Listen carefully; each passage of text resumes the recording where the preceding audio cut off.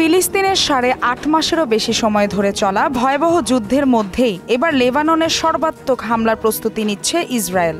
আর এই খবরেই চটেছেন হিজবুল্লাহর প্রধান হাসান নাসরুল্লাহ। এক টেলিভিশন ভাষণে পাল্টা জবাব দিয়েছেন নাসরুল্লাহ। ইসরায়েল যদি সর্বাত্মকভাবে হিজবুল্লাহর বিরুদ্ধে যুদ্ধ শুরু করে তাহলে তেল আবিবের কোনো অংশ হামলা থেকে বাদ যাবে না বলে হুঁশিয়ারি দেন তিনি। একই সঙ্গে সাইপ্রাসকেও শাসিয়েছেন নাসরুল্লাহ।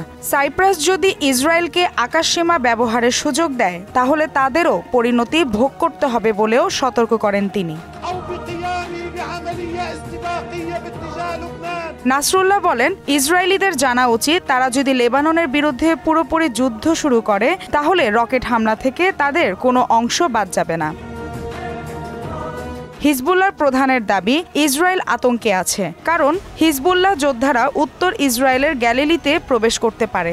যদি আমাদের উপর যুদ্ধ চাপিয়ে দেওয়া হয় তাহলে আমরা এ কাজে দ্বিধা করব না।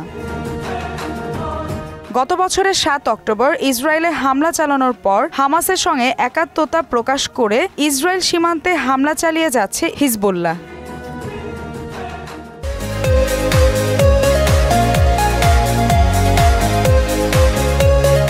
মালিহা চৌধুরী, মোহনা ডিজিটাল।